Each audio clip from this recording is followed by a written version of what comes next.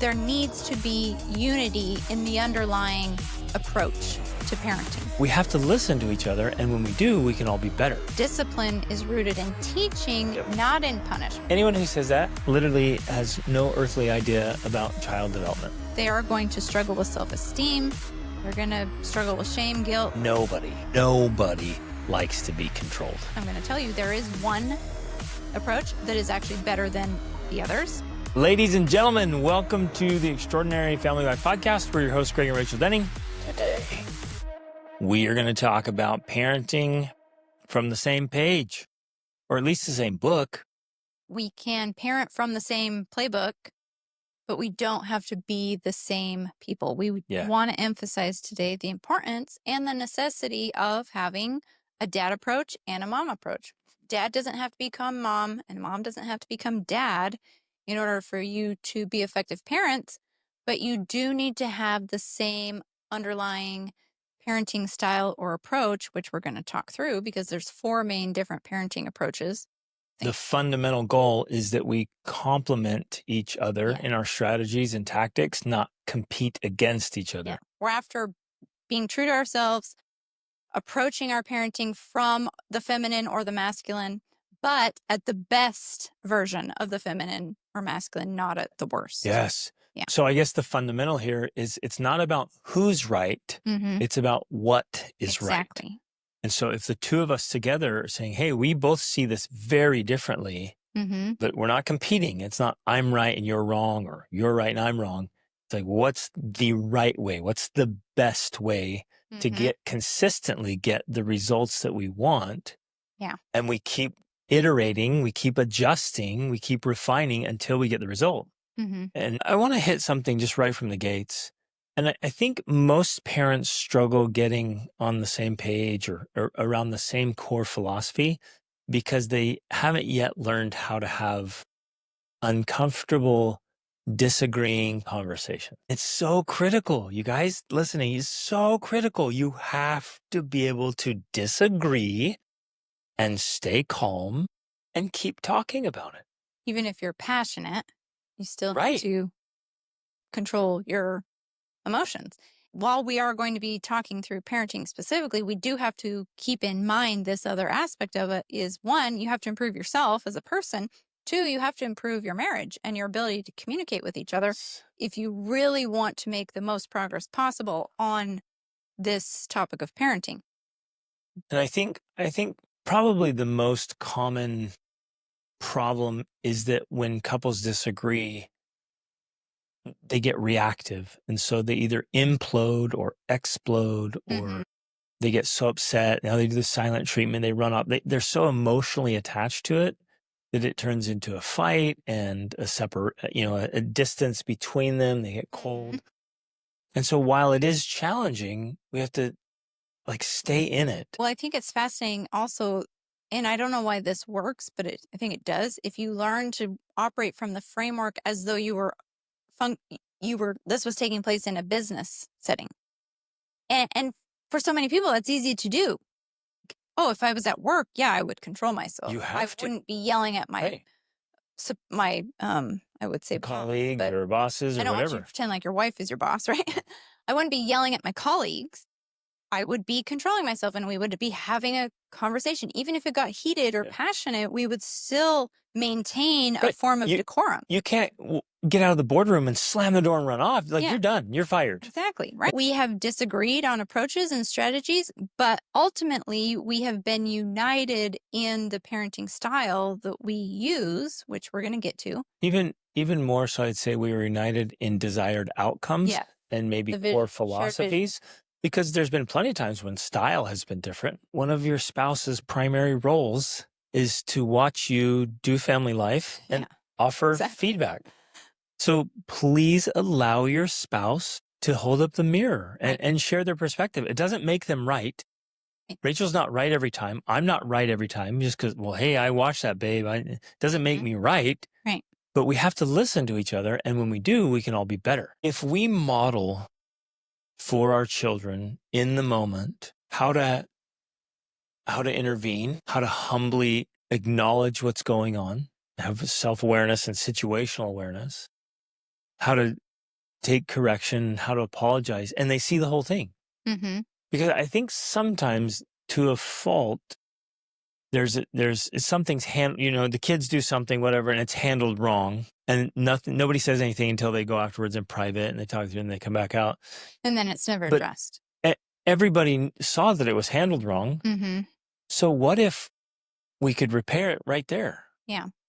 Like, that's awesome. Now, often most of us pretty hot-headed, and so it doesn't work. We want to show our kids how to be able to do these things so that they then have the tools to do them with their siblings when they become adults. But I do want to say that if you're not there yet, okay, that's fine. Go behind closed doors and start there. And start there so that you can practice together. If they know you are united and that you're two very different people, but you're united in creating the same outcomes, they know they can't pick you apart, and they can't run to one for one thing and to the other. And like, nobody feels like there's any undermining of authority. It's like, no, we're both trying to do the right thing. We're focused on what's right, not who's right. Yeah.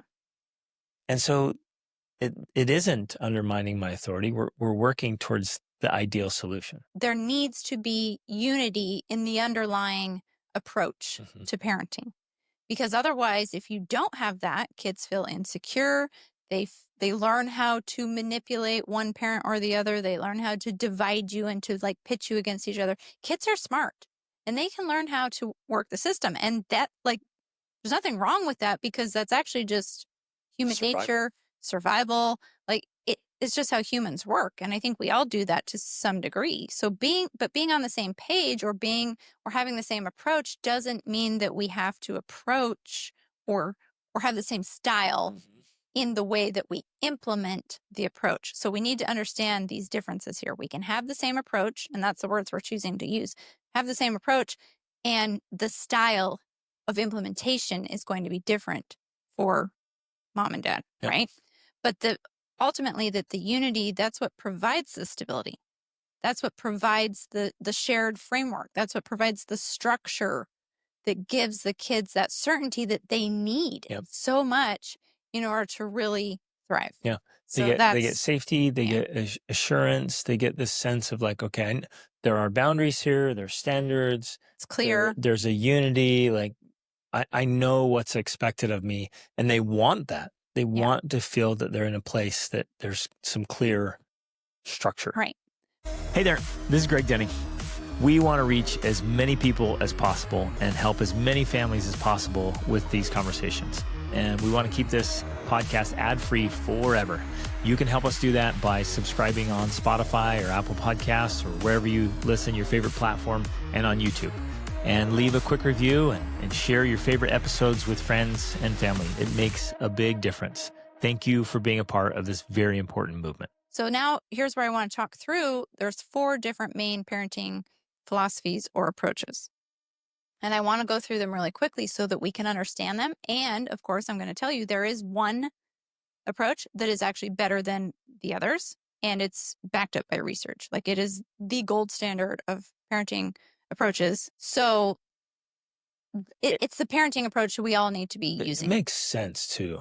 As you'll see, the one that works the best with children. When you talk through it, you're like, okay, that makes sense. Yeah. Like that's, I think as parents, that's how we want to be. Exactly. So I'm going to read them first, and then I'm actually going to expound more on them after. The first one is authoritarian, which is strict and fear-based. Leadership. Or totalitarian. Second, permissive, which is lenient and inconsistent. Third is neglectful. You're literally disengaged or even abusing. Abusive could be involved in that, but you're neglectful or you're absent, right? Either physically or just mentally. Yeah, exactly. And then the last one is authoritative. So as authoritative, you have lots of love. You also have very high expectations. And you have, that's why I'm using the word authority. Again, you do have authority, but it's authority based on love. And as opposed, yeah, exactly. Okay. So I guess people confuse often authoritarian and authoritative. Exactly. So let's go with authoritative is you have authority that you earn. You have real influence from respect and love and results. Like your children look at you and think, wow, I want to be like that. Mm-hmm. Authoritarian is, you just make that connection. It's bossy. I'm bigger, it's tyrant, I'm stronger. It's my way or the highway. Yeah. I make the rules, and you'll do what I say or else. Right.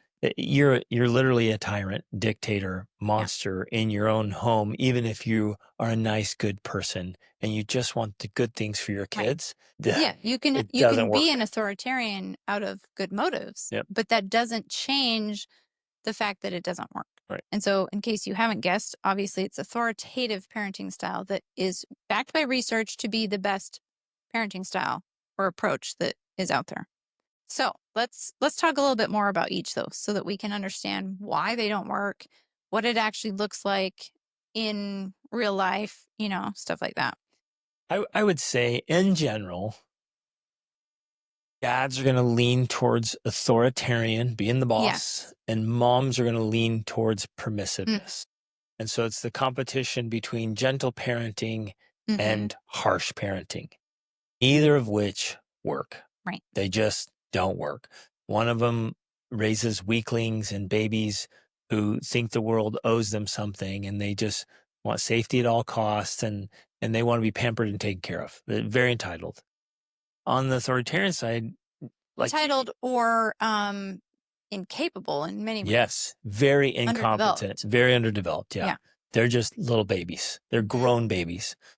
On the bossy side, the dictatorship, your words There's come in. There's essentially more competence there and even some more results, but it's buried in resentment and pain and very fixed mindsets. Fear, for sure. Yeah, massive amounts of fear. The internal dialogue, the inner voice is shame. It's guilt, mean. It's harsh. So you're just racked with torment. Like, okay, so you got stuff done. You forced yourself through it, but you're not enjoying life. Most of the people who grew up in environments like that, they don't like themselves, and they end up passing that along. Yeah, they're passing that along. They're not. Yeah, you're right. It's just a lot of internal conflict there, and nobody likes to be controlled, right? And so, an authoritarian is the boss, the dictator. It's controlling, and no person wants to be controlled. They don't. And so, with the authoritarian style, it's high control and low warmth. It's almost, because I feel that I would say low respect too. Well, right. Low respect for the child. And then, of course, that's not reciprocated. They have low respect. The child has low respect for the parent because of that. But I think the warmth aspect is important because there's not a lot of that soft, warm feelings, because in order to be an authoritarian, you almost have to keep the cold demeanor, because otherwise, if you don't, it's like you feel you're going to be taken advantage of. Which you will be. That you're going to be, the rules are going to be pushed. The boundaries are going to be pushed. They will, for sure, because you haven't earned. I guess another way to see this, we're trying to give you all the different angles. You're not a leader. You're a boss. Yeah. And people don't respect their bosses. And leaders are leaders because people want to follow them. That's true leadership. Where as soon as the boss turns his back, we're going to do the opposite. Yeah. And so the boss is like, I have to keep being harsh, because they'll take advantage of me, they'll rebel, or they'll be soft and weak and spoiled. I'm not going to let my kids be spoiled little brats. And so I'm going to have to be the boss. And I think the vast majority of people operate between those first two, the dictatorship or the passivity. They're just oscillating, and they don't know there's other options. It's like, I'm not going to let them do whatever they want. So how do I get them to do it? I have to force them to do it. Right. So they're very strict. They're demanding obedience from their children, which, we could do a whole podcast episode about how obedient children is not a good thing. Right. It's not good for your kids to be obedient. And they rarely we can't just leave that hanging. Well, okay, you're right. We've done episodes on it because we're like, wait, what? I thought obedience was the goal. The real goal, the ultimate ideal, like the best outcome, is that your children on their own learn how to make good decisions and then make good decisions. They do the right thing for the right reason on their own. Whether or not you're there or not. Right. There may be no authority figure around. You might not be there. Nobody's there to tell them what to do. They think through it. They make the right decision, and they hold themselves to a standard.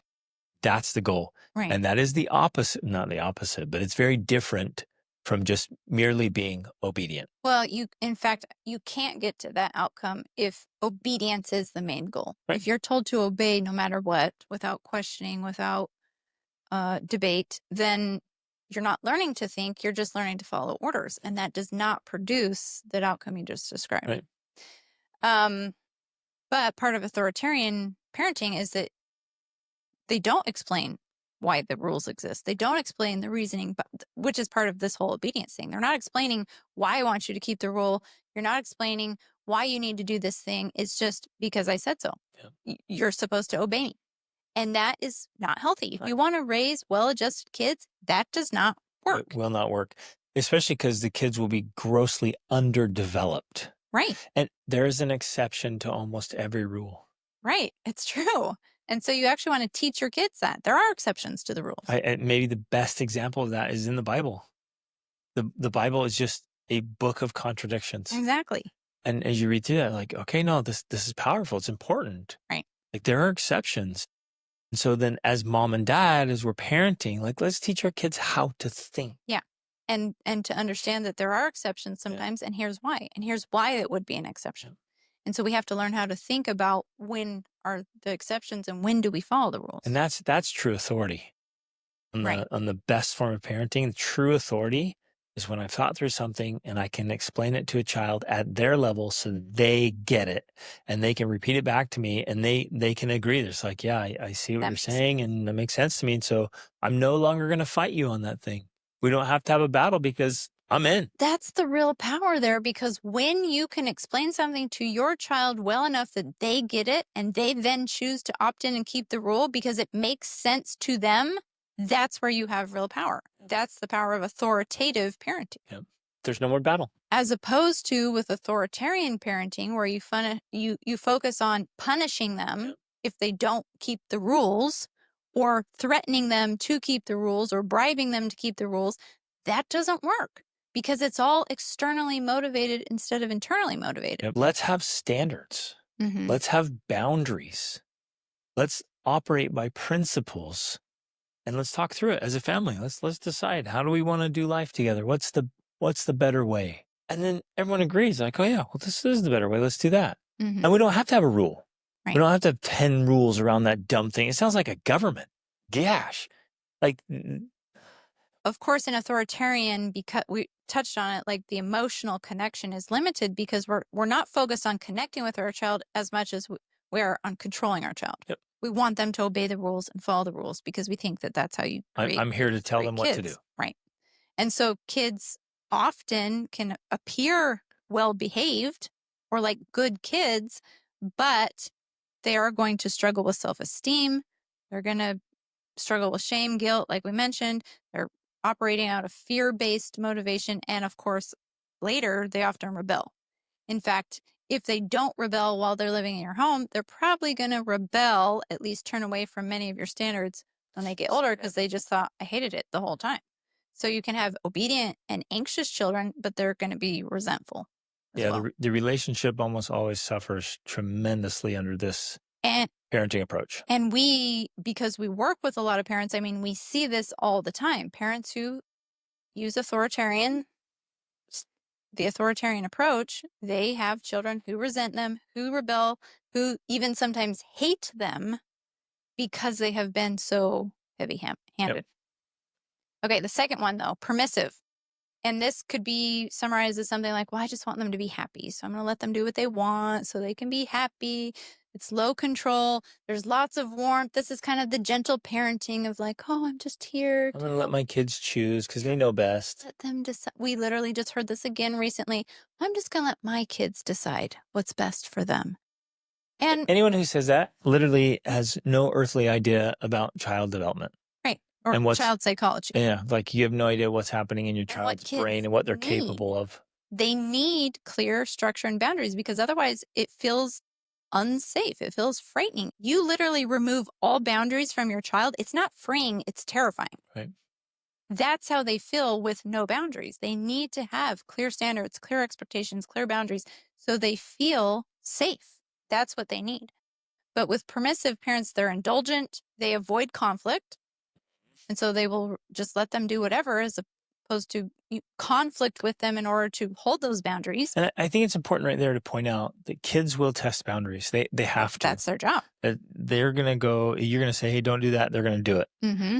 And you think, you're just rotten, evil little monster. It's like, no, that's just part of being alive. You're going to test boundaries because they want to know, is it really a boundary? And so, or with the permissive style, if you think, oh, well, it must just mean that that's what they need. They need to live beyond those boundaries. So I'm not going to enforce the rules. And be on their screens all the time. They're pushing the boundaries because they need to know where the boundary is. They need to feel that security and that safety of like, oh, okay, here's the fence. Kind of like when you have cows, right? They're pushing to see, where's the fence? Okay, now when I know where the fence is, now I can operate comfortably, safely, securely, because I know what the limits are. Exactly. But if they don't have those boundaries, there's also no accountability. They can't develop accountability. They can't develop responsibility because there's no boundaries. Like, it's literally impossible to do that if you don't have boundaries and expectations in place. So they can feel loved from you still, but they're going to feel anxious. They're going to feel insecure. They're going to feel kind of like, how do I manage my world? Because it's too big. It's too large for me to grasp and to try to make clear decisions in, right? So, and then they also, of course, struggle with authority figures, but I think they also struggle with their own individual authority. They're going to be lacking in that confidence of like, yes, I'm going to be certain and clear and proactive and active. Exactly. And so they're not going to be very productive or effective or self-directed. Exactly. So the result of this approach is that kids often have poor impulse control. They cannot control their emotions. They can't control their desires or wants. They're entitled, they're spoiled, and they struggle with not only following structure in society in general, but in maintaining their own structure. So, and that's going to lead to like mental illness. Yes, holding their own standards and setting goals and targets and achieving them and setting up habits and routines and setting boundaries for themselves. So like, no, I'm not going to eat that stuff and I'm not going to stay up all night playing games. Like, because there's like, there's no point in not doing that. Like, why should I have any rules or expectations at all? Okay. Neglectful this is more like, I'm just too busy. I'm just too busy to parent you. Whether it could be intentional, unintentional, life is chaotic. You're dealing with your own issues. And so you just don't have time for your kids. There's low control, low warmth. And you hear this, you immediately think, oh, those must be the bad people. They must be bad parents that are negligent. Like, how terrible. Who would do that? But the reality is that's happening so much today. Yeah. Because of distraction and chaos. Devices, screen time. Overloaded lives. Yeah. So we have so many screens. We have so many activities. And in an effort to be a good parent, we have our kids enrolled in everything. Right. And we get them the latest and greatest of devices and stuff and things. And as the mom, we're driving them everywhere, taking them here or there. And so unintentionally, we've become a neglectful parent because we're just so busy, so overwhelmed, so unavailable for them. There's no time for us to sit and talk to our child because we've got to go here now, we've got to go there and there. Exactly. And so it's almost we're not with them. Yeah, it seems like definitely not mentally and emotionally. Right, you're the taxi driver. You might physically be with them, but you're not there mentally and emotionally because you're worrying and thinking about it. This could just be caused from worry. Yep. You're stressed and worried about everything else, and so you're emotionally unavailable because you just can't. You can't handle 100%. Yeah. Or you're dealing with neighborhood drama or church drama. Or family drama. Yeah, extended family drama. Right. So you actually become a negligent parent because you're so worried about something happening with your in-laws or your siblings or whatever. and you're at the PTA or this organization or your choir and your sports. Helping everyone else, but not your children because you're too busy for that. And I think this is so important. Drop the hammer on this one. Because it does. When you think about neglectful parenting, you do tend to think of some abusive person or some person who never wanted to have kids, but it's not that. It's often good intentioned parents who are good people, but literally just are mentally, emotionally checked out because they're so worried and busy with so many other things. Yep. So the mental load's too big. Yeah. Dads do this a ton by pursuing business. We see this all the time with business owners, entrepreneurs, or businessmen. Way, a dad becomes a neglectful parent 100%. Because it's just not there. He's trying to climb the ladder, and he's doing it, quote, for his family, and he really wants to be financially successful, so he's chasing it down, and I see this all the time. And I think it's important to point out that we can, as parents, be a combination of these as well, depending on the situation. So we could be this neglectful parent, and then when we are with our kids, then we're authoritarian or permissive. Yeah. I did want to point that out and really emphasize that.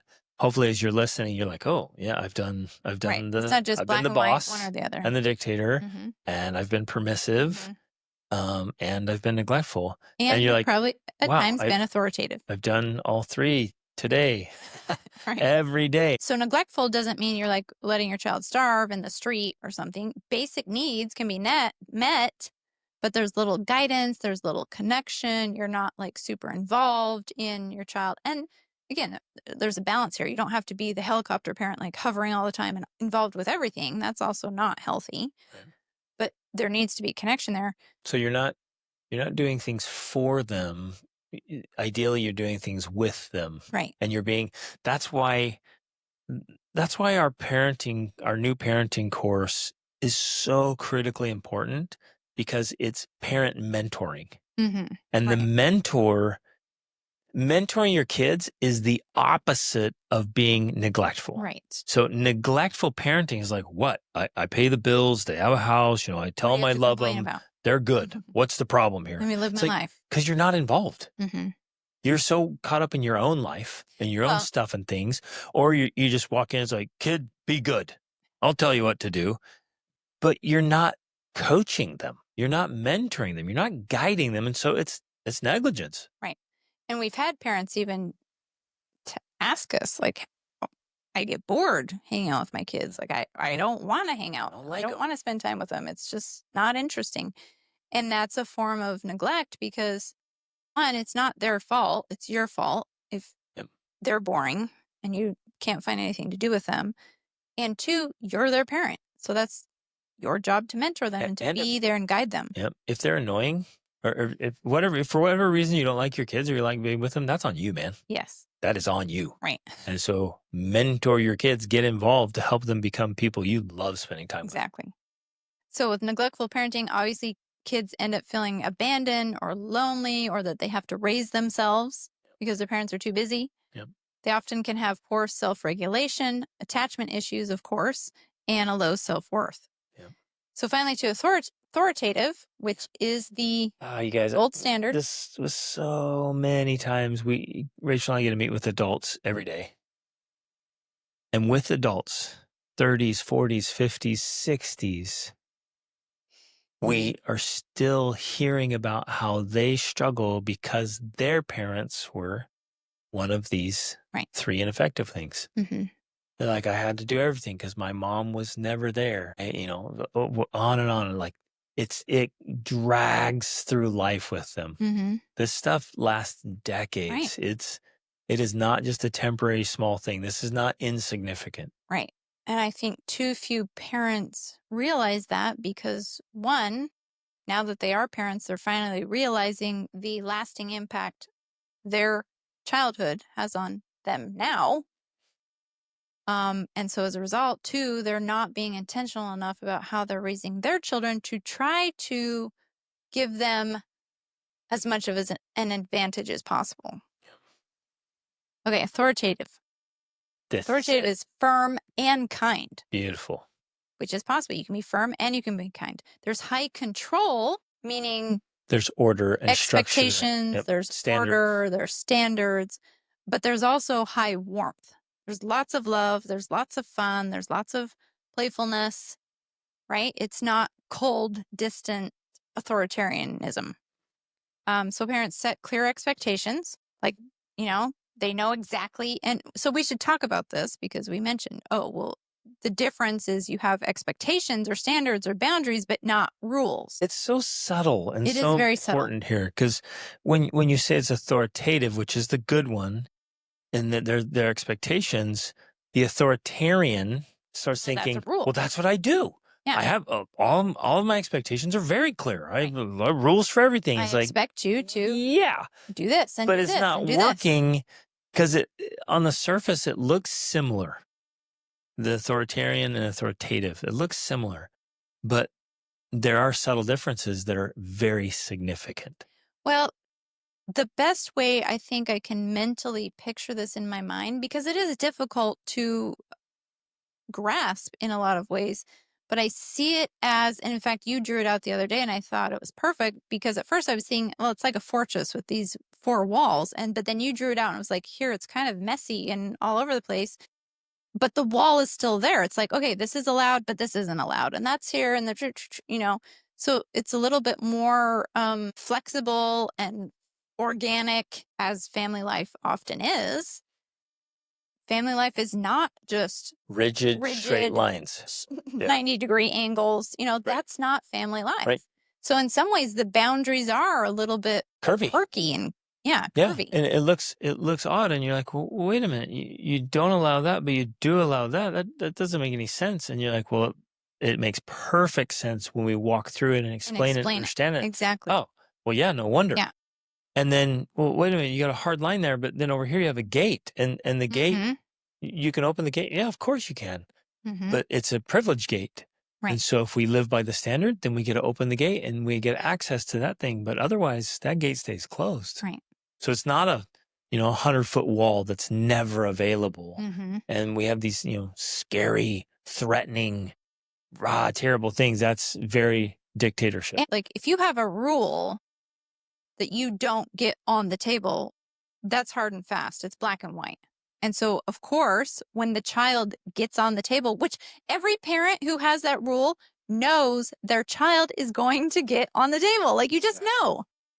Even if you don't, and then when it happens, you freak out as though, I told you. How could you dare get on the table? That's our family rule. That's when the real problems come. Like, that's what causes the breaks in relationships in family life, because we have these hard and fast rules. And when our children act like children, we get upset that they behave that way. So we create a battle, and now there's a rift between us. It's this drama, and it's painful, and there's this a real withdrawal in the relationship. It really hurt. And it was all because you set a dumb rule. Well, right. A rule that, based on how the world really works, cannot be kept 100% of the time. Right. Because children are children. And especially if your rules go against the nature of children. Yes. I think that's important to emphasize. So, if your dictator boss. Well, let me just say real quick. If your rule requires that children behave like adults, yeah, your rule's dumb. That is not healthy. And so that is part of this difference between rules and standards, is that in a standard, it's age appropriate. Yep.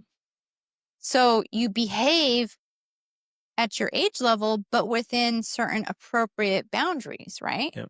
So then we go back to the table, and, I didn't have a rule about you don't get on the table, but I did have an expectation that we have good manners when we're eating, which includes not getting on the table. And so when they would get on the table, which inevitably they do, because they're kids, authoritarian could happen during dinner. Right. The boss or the dictator or tyrant screams, yells, punishes. It makes an ugly scene. Yes. And it's like everybody feels like crap. The authoritative, which is the positive who's one, holding the standard, walks over and grabs him and says, hey, remember, we don't get on the table during dinner. We don't get up there. So come on down. And they do it again. Nope. Hey, come here. And if you do it again, you're not going to be allowed to sit near the table. You'll have to sit over there and there's a eat your natural consequence, right? I'm not going to be like, you're grounded or you're going to time out or solid. No, it's like, it's authoritative, which is the good one, has very natural consequences. Instead of punishments, natural consequences. So if you keep getting on the table while we're eating, then I'm going to back your chair up. So you can't reach the table. So you can't reach the table. So you don't get to use the table. You have to sit right over here. You're still with us. You still get to eat. You're still part of the family. Right. There's a natural consequence. I just had to distance you from the thing you were doing. Yes. And I'm calm. I'm not upset. I'm correcting the behavior. I'm teaching. I'm mentoring. I'm guiding. And I slip them away. Instead of hard rule, I will scream and yell and spank your butt and make a big scene and you're going to cry and everyone's going to feel like crap. Right. Because I just ruined the whole dinner. Exactly.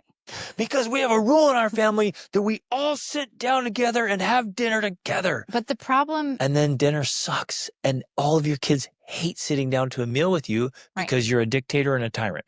The problem is, and the irony is that in that scenario, many parents blame the child. Absolutely. They say the child is the one that ruined the dinner because they wouldn't obey me and kept getting on the table. Exactly. Oh my goodness. So parents are blaming children for being children while they're simultaneously not being the adult and taking responsibility for the situation. Oh, the irony. Yes. So being the adult in the family does not mean being the boss in the family. Right. It means being the leader. Yeah. And it emphasizes, like you just explained in that scenario, that discipline is rooted in teaching, not in punishment. Yes.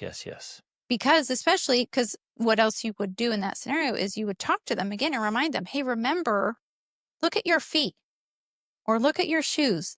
They're dirty. You were just outside today. You were running on the street. I don't want the dog poop and the dirt from outside on my table, especially while we are eating.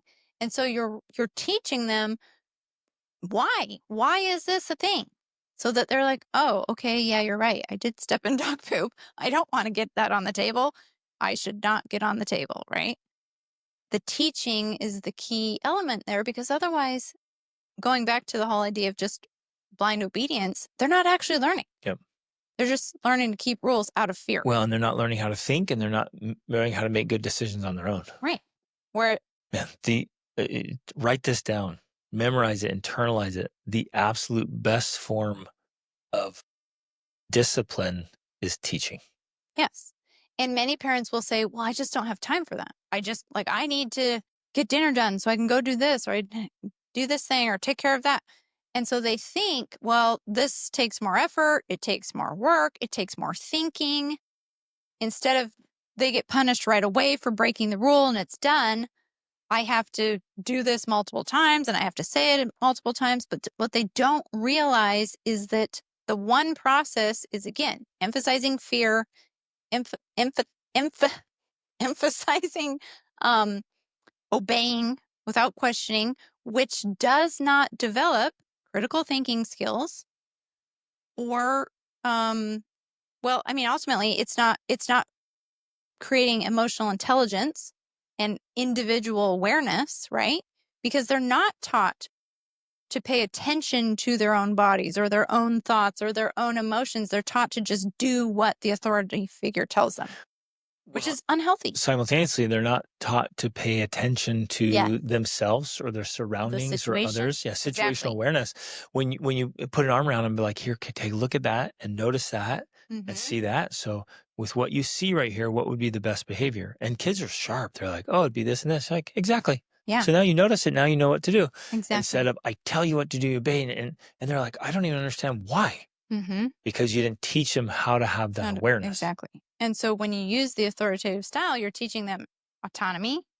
You're teaching them how to think through situations, and you're teaching them to be intelligent mentally, emotionally, socially, as opposed to just, well, I'm used to just doing what someone tells me to do, and otherwise I don't have a clue. Right. Which we've seen that with families. I want to emphasize what you're saying there with time. If we teach and mentor our kids, it will take a lot of extra minutes. Yes. A lot that'll turn into hours. If we don't, guaranteed, there will be hundreds and thousands of hours you spend later in life trying to repair horrible things that have happened.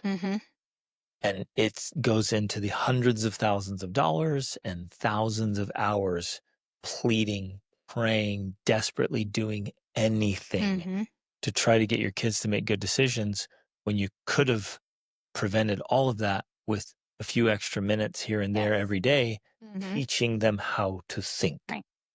And that's something that I just want to somehow drill into parents' heads so they understand that framework, because they're so willing. Well, no, they're not willing to invest that time because it feels like an inconvenience. It feels like it's extra effort, but they don't realize that they're going to be paying for it either way. You're paying up front or you're paying on the back end with trying to fix things. Yep. It's way more worth it to pay up front with the extra effort, because as a result, you end up raising well-adjusted kids where they're confident, they're capable, they know how to think, they know how to make decisions. Like, that's the outcome that you get when you're willing to make those authoritative investments. Beautiful. Okay. Love you guys. Reach upward.